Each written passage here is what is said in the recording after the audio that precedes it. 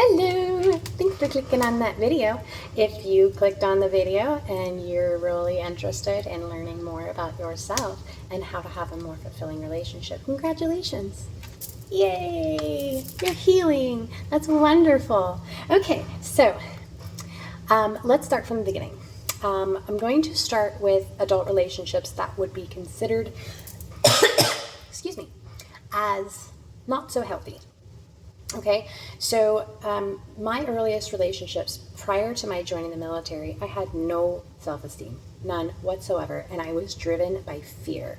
And it was not just fear of, not having love. It was fear that I was going to be hurt. And I mean physically, and in all the ways that, abuse can happen. And so I attracted that into my life. And I'm not saying this in a blaming way. I am literally saying this in the way that which we vibrate at is that which we attract. So fear is a very low vibrational frequency. And when we are vibrating at a low vibrational frequency, we attract other low vibrational frequencies, right? Which would translate into people. So, the relationships that I was in prior to going into the military were all extremely, extremely abusive. By the time I was 18, I had been in several domestic violence situations, ones that eroded my self-worth even more, okay? And in that particular phase of my life, I was very fearful, very fearful. Every man especially, was the big bad wolf, and I was Little Red Riding Hood with no way out. And it wasn't until I joined the military and gained a sense of self-worth because of the hard work that I had done, because of all that I had achieved, I was able to become more confident. However, now that I had confidence and I was able to protect myself, I went to the other extreme. So I went from extreme fear to extreme overprotectiveness to the point of where I cut off all emotions and was not emotionally available. And this is when I married my first husband. In that relationship, I was very, very logic driven. As a matter of fact, I was called Spartanistic a lot. I was called cold-hearted. I was very driven, and I was focused only on my career and the physical. So my first relationship, my first marriage was based solely on protecting myself. So my first husband was very different from any man that I'd ever dated before, and I figured this was the safe option. However, I was very, very, very ego-minded. Okay, I was closed off. I wasn't healing. I wasn't allowing anybody in. I was very angry. I was angry at the world because of everything that had happened to me prior.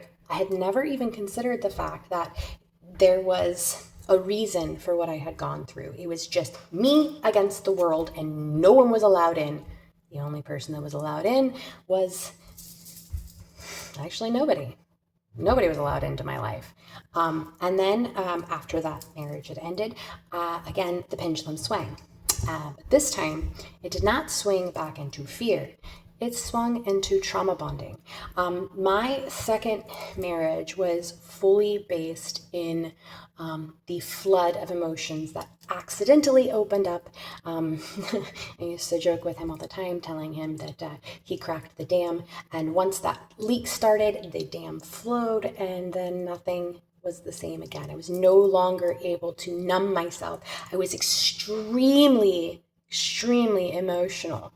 And when I created that trauma bond with him, I created an image of him inside of my heart that wasn't a true image. It wasn't the truth of the reality that we were living in. And I became obsessed with healing him because I felt like if I could make him happy, he would in turn make me happy. And I would have a sense of self-worth at that point. Now, don't get me wrong. All of the things that I had done in my career in the military gave me a sense of worth, but it did not give me a sense of worth of self-love, okay? I really did not like myself. I really did not like my life. I blamed all of these outside circumstances on what was internally happening. And this was tragic. It really was.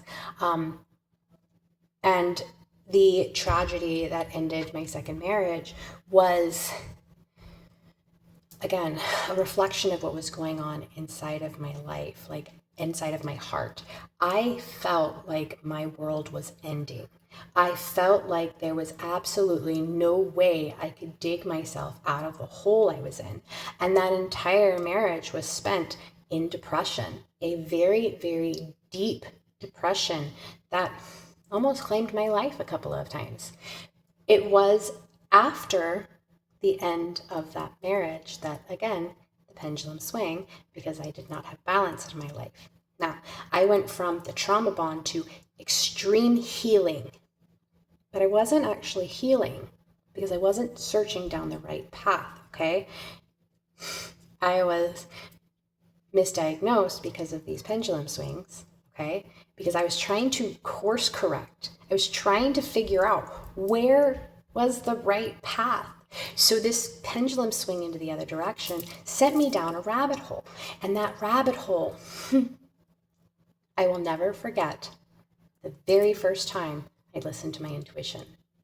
And the very first time I ever listened to my intuition, the little voice inside of my mind said, be authentic. Because my entire life I had worn a mask. First, the mask of invisibility. Then the mask of you cannot touch me. Then the mask of I am so broken I will never heal. But that smile was always pasted on my face. There was actually quite a few times in my life that people were like, it's kind of creepy, your smile. Like, your eyes look dead, but you're smiling all the time. Why? It's because I didn't want people to know that I felt like I was dying inside. Okay? So then I went into this extreme healing, and I spent so much time. This was after I had finished my degree in psychology, and so I dove down this hole trying to figure out why it was that I had such volatile relationships. And things like chaos theory and borderline personality disorder and attachment theory. These were all things that were rolling around inside of my head, and still I was not healing myself outside of a relationship. I was trying to heal myself inside of a relationship. And I spent an entire year in therapy working specifically on attachments. And while I was in this little, healing bubble, I was trying to balance family, relationship, work, school, and I wasn't giving myself time. That was something that I wasn't doing, okay? And so I can see that in my third relationship, I was still trying to heal everybody else, but not myself, okay? So I entered into a relationship where I figured that if I could help, if I could help them see, then maybe I could help me. And this is actually evident within my career as well. Like, I went into substance abuse counseling, and I spent all of my energy helping every single other person, trying to eventually help myself. But that wasn't healing me. That was just taking away from my energy to be able to heal me, okay? So the amount of growth that I had in my third marriage was immense. But it wasn't until I left that marriage that I was actually finally able to start the healing process, because then I started looking back objectively, not blaming, not finding fault, but understanding my own journey and understanding that what I thought I needed, what was driving me in my life, and what I thought about myself were reflected back to me in my relationships. So now that I have had a little bit of time to truly focus on me, and I spent as much time as I possibly could in solitude to be able to go inward, to analyze exactly what it is I thought about myself, and to start trusting myself and to figure out who I was so I didn't have to wear this mask anymore, and to truly be the authentic person that I've always wanted to be, but was always too afraid to be. So as I transition in my life, I am no longer searching for the other half of me. I am now finding that other half of me within. I am healing myself to be whole so that I am okay with being alone. And at this point in my life, I am. I am perfectly okay with being alone. And I'm reminded of a dream I had a couple of nights ago. Now, I don't normally dream, but when I dream, I know it's something that I need to speak about. I won't tell you the entire dream, but I will tell you that there was this man, and the energy felt familiar, but I wasn't sure that I knew who the energy was. He told me that he was a friend of my late husband, but I didn't recognize this person. And he even gave me a name. And I think, like, after I woke up, I was like, well, that doesn't make any sense, because I remember that person, and that wasn't that person. So I realized as we were talking, we were dancing. As we were dancing, he was a distraction. A distraction from me focusing on myself. A distraction from me healing. And then I turned away from this gentleman, and I looked. It was a 180-degree turn, because I wasn't looking behind me, and there was another man. Very similar in appearance, very similar in age. I was like, what? And he was like beginning to talk to me as though, like, he wanted to engage in a relationship with me. And I was like, no, I don't want this. And I looked behind him, and there's a long line of men. And I'm like, what is going on? And that's when it hit me. The distractions. These relationships that will try to pop up into our lives while we are healing. They are mere distractions. Because the love that is truly meant for us, we have to prepare for that love. We have to prepare for that love, because if we were to come in contact with that love prior to being ready for it, we would destroy it. And I am so completely honest about that. Because if you are looking at a masculine and feminine energy that are unhealed, the masculine energy that is unhealed will try to control the situation, while the feminine energy who is unhealed will feel as though she is not good enough, she's not worthy enough, that she is not able to receive because she's not good enough, right?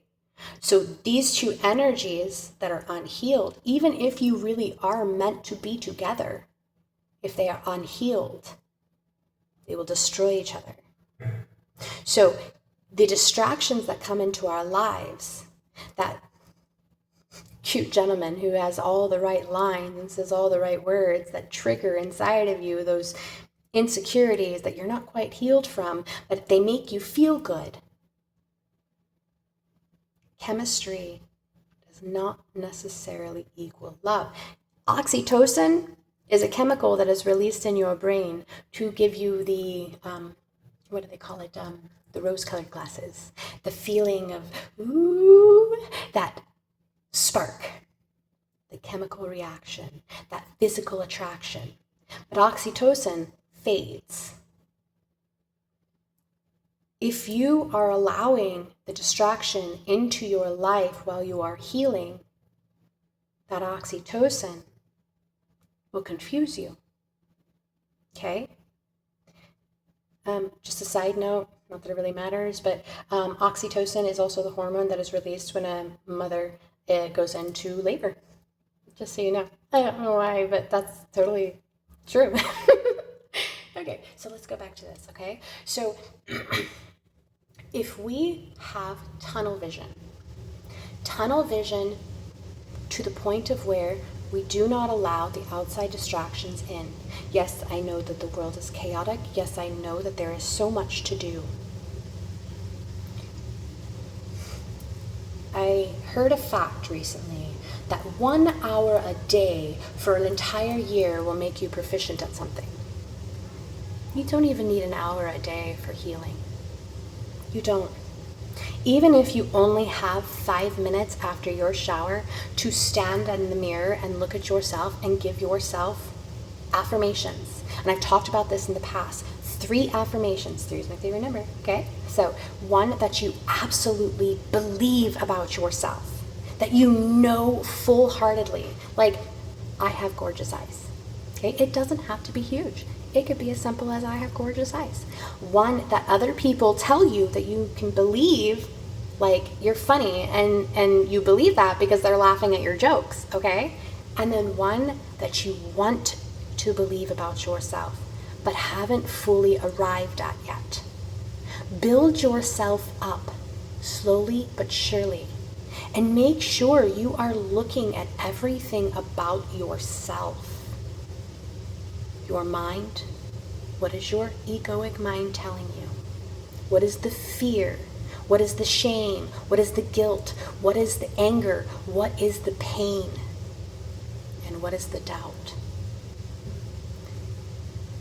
When you have those thoughts come into your head, most people would tell you to shove them away. But I want to remind you of inertia. When you push, it comes back, right? Just like the pendulum. When you push away that thought, eventually it's going to come back. It isn't until you deal with that thought, you learn that thought, you understand that thought, you prove that thought wrong, that it stops affecting you. What is in your heart? What is in your soul? What does your soul say to you? Does your soul say that you are loved? Even if there's nobody in your physical that gives you love, there is love in your heart. Focus on the love in your heart. Grow that beautiful little flower. Grow it so that you can love yourself. And then your body. Do not speak of like, oh, I need to lose weight. I need to do this. I need to do that. It is once you learn to appreciate your body for what it is that you can begin to heal your body. It is not an easy path. And there will be distractions along the way. It is for your best interest to block out the distractions, block out the noise, block out a little bit of time every single day to sit with yourself alone, no distractions. Compliment yourself, celebrate yourself, heal yourself, feel the emotions, and then release that which no longer serves you. Learn the lessons objectively so that you can start to feel whole in your heart, in your mind, and in your body. It is after this that you will align with the one that you are meant to be with. There is no searching. You will. That which is meant for you will come to you. But do not focus on the end goal. Because life is such an amazing journey. Every single time we experience something, this is a new page written in the book of our life. And if we spend all of our time focusing on love in the future, we are missing out on the opportunity to give ourselves love now.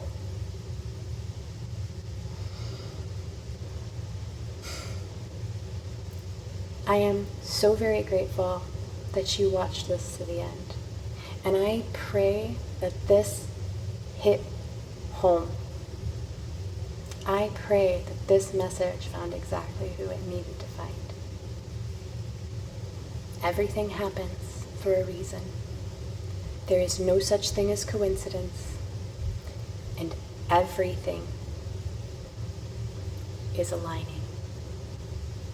So long as you have faith and you trust that everything in your life is there for a reason, and that which leaves your life is meant to. That which leaves your life is meant to. If it is not aligned with you, it will fade away. Okay? Have a wonderful day. Bye, guys.